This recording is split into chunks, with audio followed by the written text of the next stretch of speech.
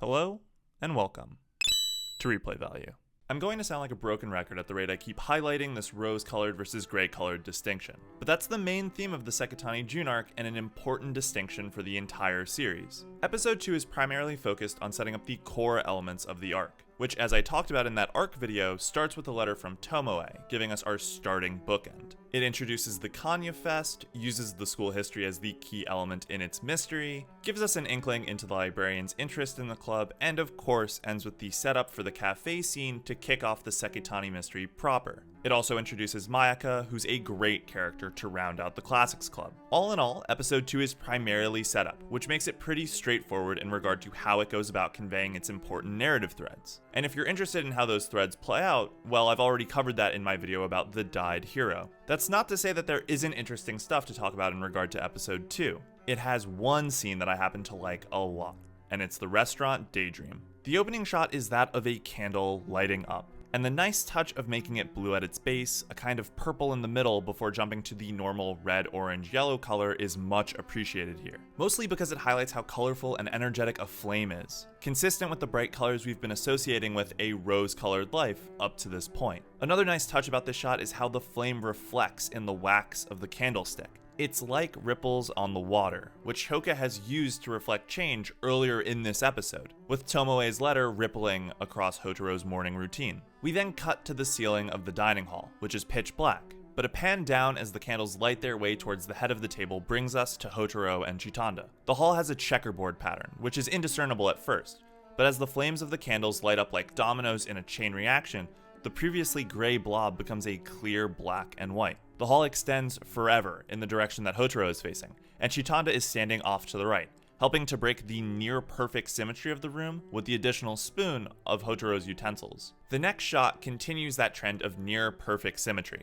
with Chitanda's braid being one-sided, on the left, which is a break from the repetition of candle and window. This next shot continues to highlight this imbalance towards the left side of the screen, as we get a head-on image of the head of the table, with Chitanda creating a visual pull to the left, as opposed to the empty space on the right. We also get a good look at the napkins, which appear to be shaped like flowers, and due to the reddish-pink nature of the color, would add to that rose-colored theme. In addition, there are tons of other bright-colored flowers in small groups along the table, featuring golds, blues, and purples, which all contrast nicely with the red tablecloth. The painting behind Houtarou is similarly colored, with bright pastels and whites surrounded by a golden frame. There are, because of how that one arm is positioned, 3 individuals in the painting, with the person in the far left mimicking Chitanda's positioning, the person behind Hotarou's chair holding up their arm to block the light, and a person on the right reaching out towards that same light. This implies that Houtarou is attempting to be sheltered from these bright colors that are descending in the painting.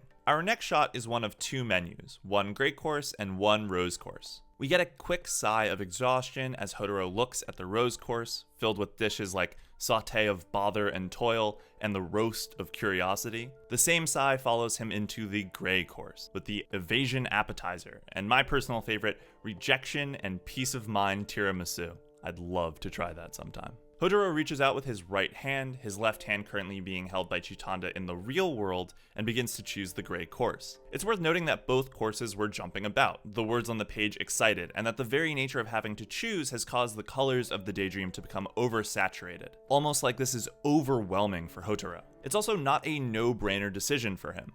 He actively considers both options before choosing gray. Of course, Chitanda's hands grab him, dragging his hand towards the rose color option, which is conveniently the side that our eyes have been biased towards because of the setup of the room. And the eye twitch that happens as his hand gets pushed down matches the one in the real world right before we entered this dream state. The main takeaway from this scene is that this dream suggests that being gray is an active choice that Houtarou has made in the past. Living his gray life is a conclusion that he made before the series started. And now, and as we see again in episode 5 at the end of this arc, he's gaining more information and remaking/reconsidering that decision. It is only because of his classmates expending energy, kind of like the flames of the candles in the dream, that he's able to see the choices and difference between a rose-colored life and a gray one. Otherwise, to continue this metaphor, the 2 menus would be unreadable and appear to be the same. It's unsurprising that he still wants to be gray in episode 2.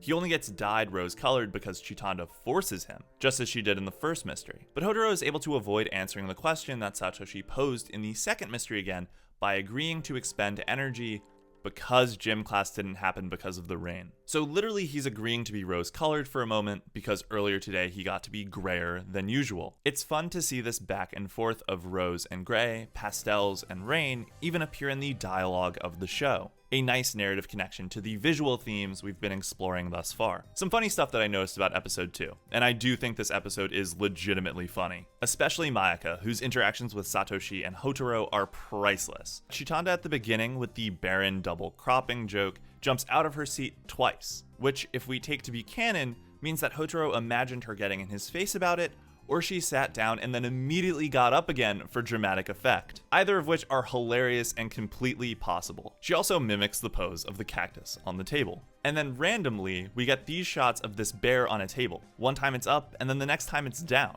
The only explanation I can come up for this random distinction is that it's symbolic of Houtarou getting pulled into another mystery when all he wants to do is read his book and not be dragged into any more energy usage. Anyway, the other scene that I love from this episode that has a lot of callbacks to this restaurant Daydream is of course the cafe scene at the end of the episode. But as that ties into the cafe scene from episode 3, I'm going to combine those together and talk about them in my next Hyouka video. So let's wrap this up here. Comment with your theory about the bear on the table if you have one. I'm seriously stumped. Subscribe if you want to be the first to know next time we upload, follow us on Twitter, and check out the other Hyouka content on the channel if you haven't seen it already. So until next time, thanks for watching.